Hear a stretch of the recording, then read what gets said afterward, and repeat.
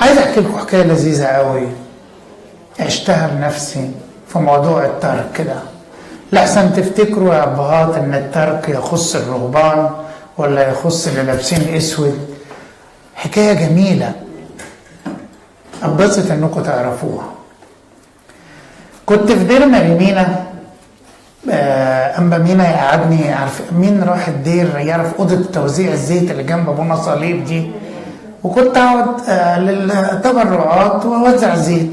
فأنا كنت مع أنبا مينا ابنه، يعني كان أحيانا يقول لي اطلع بره شوية اشتغل مع ساعد إخواتك يعني. جت واحدة ست في السبعينات كبيرة، أنا عايز أتبرع. اتفضل. كان قاعد جنبي أبونا تاني. 5 جنيه دي فلان، 10 جنيه دي فلان، مين دي فلان. خلصت فاضل 5، فراحت حطت ال5 دي في شنطتها. فابونا اللي قاعد جنبي قال لها ما تديها له دي بالمره، يعني جت على دي. قالت له معلش يا ابونا اصل دي هروح بيها. تروح ب5 جنيه. فانا اجي في ذهني على طول انها ايه؟ فقيره. وأنبا مينا كان معودنا عادة بهات ان احنا الفقراء اللي يجي محتاج له نظام. رحت خدت بعضي قلت لها خلاص روحي المزار وتعالي لي. دخلت لسيدنا جوه كالعاده، راح مديني 50 جنيه وكلم ابونا اللي فوق، عمل لها شويه اكل. كنا ايام فطاري عاديه، شويه اكل لطاف. وقعدت استنيت ست جت.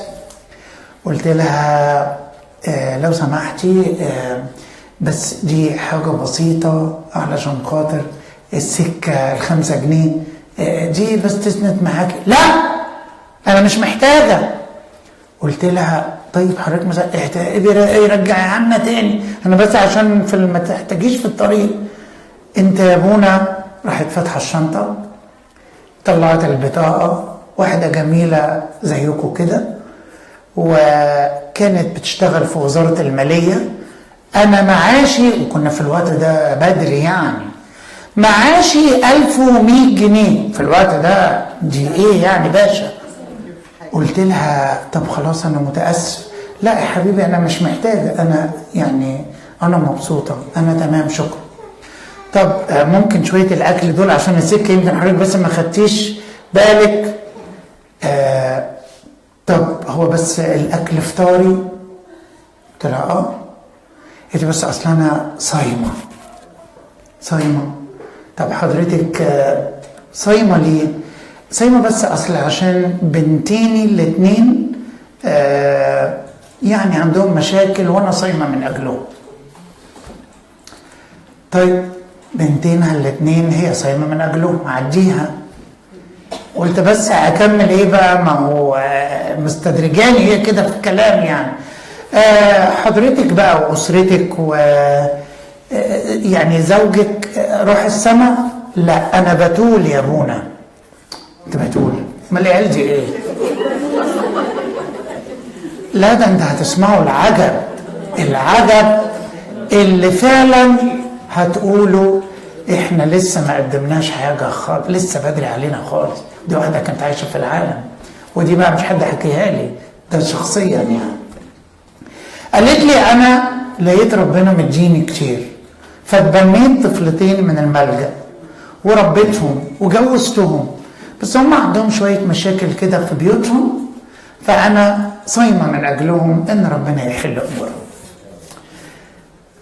فضولي خدني للسؤال اللي وراه. شوفوا بس هي الست دي هتاخد كم اكليل في بتولية، وبعدين ربت العيال دي، وبعدين صايمة من اجل العيال. خد اللي بعدها.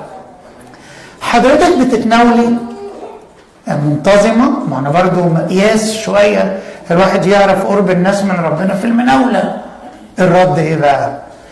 بص يا ابونا للحق، لما بكون ما عنديش الام ما باخدش ادويتي بتناول، تعبانه قوي ومتالمه بضطر اخد الدواء ما بقدرش اتناول. طب هو ليه حضرتك الالام دي من ايه؟ انا عندي سرطان في المعده وفي الجهاز الهضمي ككل، فانا باخد له علاج وحسب ظروف العلاج. طبعا اعجبت بيها، فقلت لها يعني احنا نعرف خدام كتير، قلت دي عايشة لوحدها وقدسكم عارفين بنبعت خدمات. اللي بعدها بقى اللي لم تخطر على بالي على وجه الإطلاق، اسمها أنيسة. الست دي طبعا عادي ان انا اقول اسمها لانها راحت السنة. ست أنيسة، عنوانك ايه علشان ابعت لك حد يسأل عليكي تقولي حاجة؟ اليكم المفاجأة ايها الاحباء، انا بوريكم بس حياة الترك كنموذج. قالت لي بصراحة انا عنواني متغير. قلت لها يعني ايه عنوانك متغير؟ قالت لي ما انا خلاص دلوقتي ربيت العيال وعندي معاشي قد كده وربنا مديني صحتي دي عندها سرطان، فانا طلبت من ابونا يشوف لي واحدة تكون عايشة لوحدها خالص ملهاش اي حد ولا اي قريب، افضل قاعدة معاها اخدمها واساعدها لغاية ما ربنا يختارها للسماء، ولما ربنا يختارها اروح لواحدة غيرها. جبارة. وفعلا فوجئت ان بعد فترة بتقول لي حد جالي قال لي أنيسة بتقول لك تليفونها بقى كذا وعنوانها بقى كذا وصلي لفلان. ما تقولش صلي لي انا ولا ان ربنا يخففني ولا الكلام ده كله، صلي لفلانة علشان ربنا يرفع عنها الالام ويقويها وكده. عدت الى ان ايها الاحباء انا بس بوريكم ان الله له شاهد، وفي ناس متخبيين ملهمش حل بس عارفين يعني ايه يمشوا وراه صح. فوجئت ايها الاحباء بعد عدة شهور بخدام جايبين صورة وراها اهداء. قالوا لي قدسك تعرف واحدة اسمها أنيسة؟ قالوا لي احنا خدام السرطان في مستشفى الدمرداش واحنا رحنا على العنبر المجاني، استخسرت تصرف على نفسها في شيء علشان اللي هي بتصرف عليهم يعني. ولقينا واحدة في العنبر اسمها أنيسة، قالت لهم أنا ليا صديق واحد راهب بيسأل عني وأنا قربت أنتقل، وكتبت لي إهداء. أنا الحقيقة يعني شوية الموضوع ده بيأثر معايا يعني. كتبت لي إهداء، أنا طبعا الصورة دي في قليتي حتى هذه اللحظة، إهداء من عنبرها وتطلب فيه ان انا افتكرها لانها خلاص قربت تطلع للسماء.